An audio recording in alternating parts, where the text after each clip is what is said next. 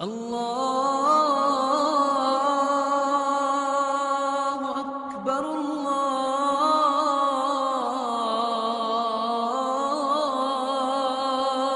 اکبر۔ کوئی نوجوان داڑھی رکھ لے گا تو ماں کہے گی داڑھی صاف کرا، باپ کہے گا داڑھی صاف کرا، ابھی تو تیری شادی کر رہی ہیں، داڑھی صاف کرا، داڑھی صاف کرا۔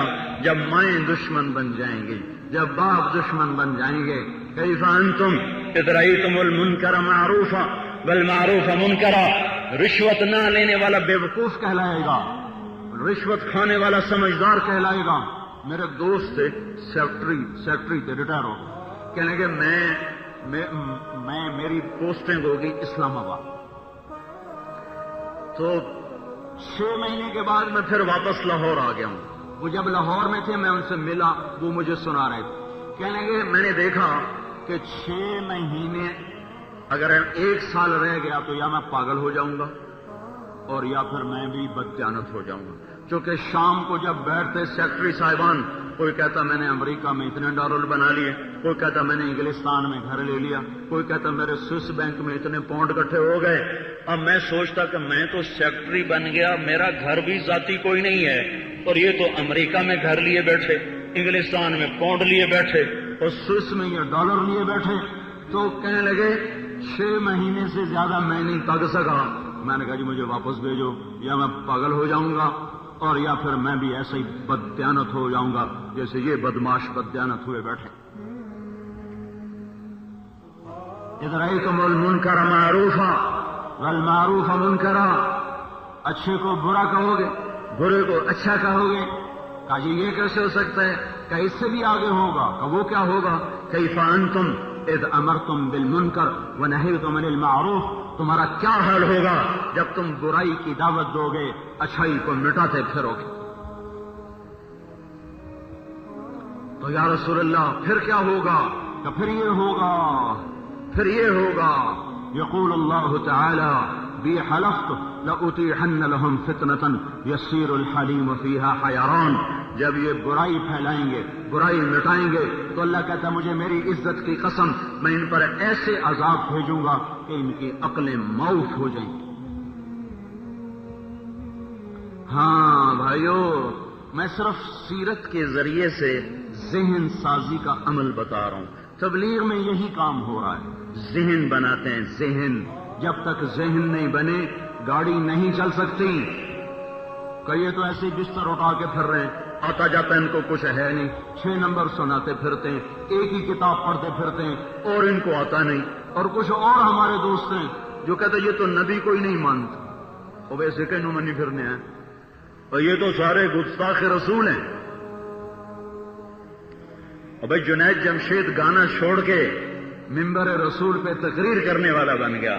تم لوگوں نے اسے گاتے دیکھا ہوگا، میں نے اسے راتوں کو روتے دیکھا ہے۔ تو اب یہ گستاخ رسول بن گیا، اب یہ نبی کا نام ماننے والا بن گیا۔ اس کے سر پہ پگڑی آ گئی، چہرے پہ داڑھی آ گئی، شلوار ٹخنوں سے اوپر چلی گئی، اور آسان کمائی چھوڑ کے مشقت میں دکانداری پہ لگ گیا، پاپڑ بیلنے پڑے۔ یہ بھائیو، اگر اس کا نام گستاخ رسول ہے تو پھر کوئی عاشق دکھاؤ بھائی۔ عشق و محبت کا معیار کیا ہے؟ عشق و محبت کا معیار کیا ہے؟ صرف یہ چند رسمی عادات، چند رسم و رواج، کیا اسی کا نام عشق رسول ہے؟ کروڑوں کی کمائیاں چھوڑ کر آج وہ بیچارہ دکانداریاں کرتا پھر رہا ہے، اور 6 براعظم میں لوگ دھکے کھاتے پھر رہے ہیں، تو کس کی محبت میں پھر رہے ہیں؟ اگر انہوں نے اللہ کے نبی کے گستاخ بنانے ہوتے تو ہم کالج سے نکل کے مدرسوں میں داخل ہوتے، ڈاکٹر بنے ہوتے۔ ہمارے ذمہ داروں میں تو مولوی بننا گالی تھی۔ 70-60 کی دہائی میں کسی ذمہ دار کا بیٹا کہا میں مولوی بنتا ہوں تو کہتے پاگل ہو گئے۔ مجھے سب نے کہا یہ پاگل ہو گئے، یہ پاگل ہو گیا۔ یہ کہتا میں نے مولوی بننا ہے۔ مولوی تو کم ہی ہوتے ہیں۔ تو بھائیو، اگر تبلیغ والے گستاخ رسول بناتے ہیں تو مجھے کالج سے ہٹا کے مدرسے میں پہنچاتے۔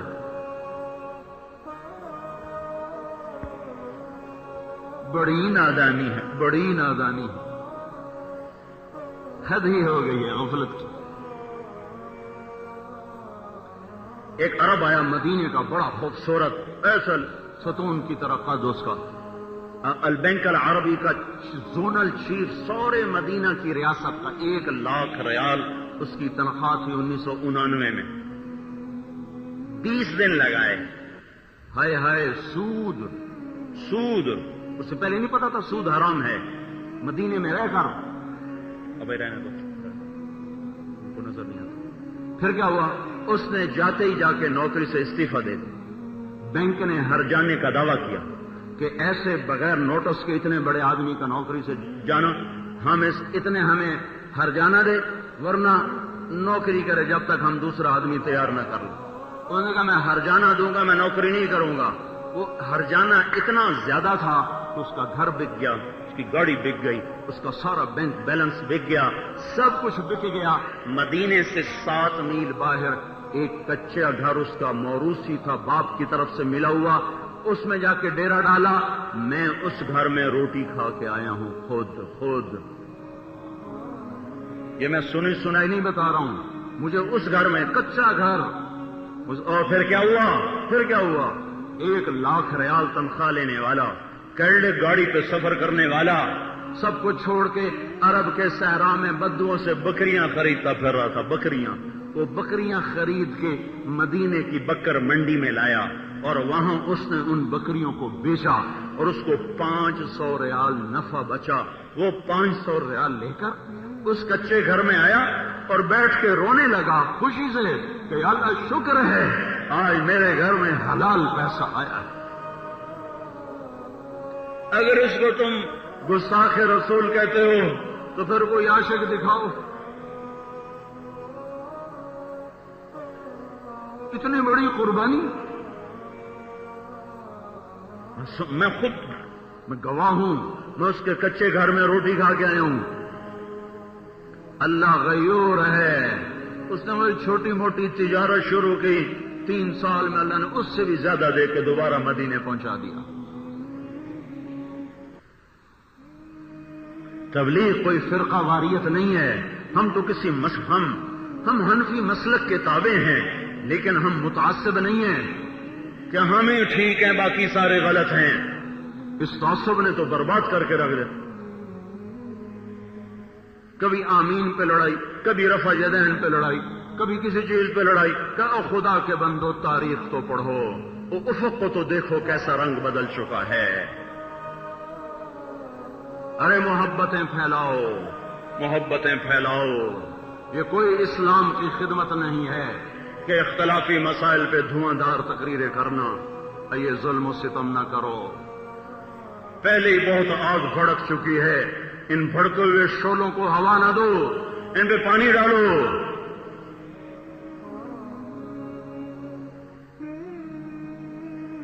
اگر ہم نفرتوں کا شکار ہوئے تو کبھی اللہ کی مدد ہمارے ساتھ نہ ہوگی.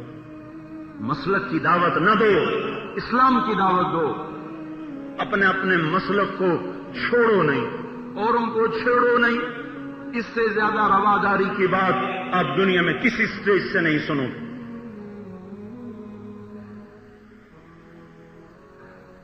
اللہ کے نبی کی ہر سنت زندہ ہے، ہر جگہ زندہ ہے. تو بھائیو، اللہ کا نبی ذہن بنا کے عمارت کو اٹھایا. آپ نے ذہن بنا کے اٹھایا. ایک بدو آیا، کہنے لگا یا رسول اللہ، ایک تو وقت جلدی گزر جاتا، 2 گھنٹے. چلو یہ حدیث تو سن ہی لو. ایک بدو آیا، کہنے لگا یا رسول اللہ آپ سے کچھ پوچھنا چاہتا ہوں. تبلیغ ذہن سازی کا کام. اور بھائی اللہ کی ماننے میں کامیابی ہے، حضور کے طریقے میں کامیابی ہے. یہ سنتے جاؤ گے، ذہن اپنے آپ بدلتا جائے گا. کسی کو کہنا نہیں پڑے گا. پھر خود بخود ہی سنتیں تلاش کرتے پھرو گے. ہماری جماعت امریکہ گئی، شکاگو میں ایک مسجد میں گئے، خیمہ لگا ہوا. میں نے کہا یہ خیمہ کس کا؟ کہا ابو بکر. اللہ اکبر.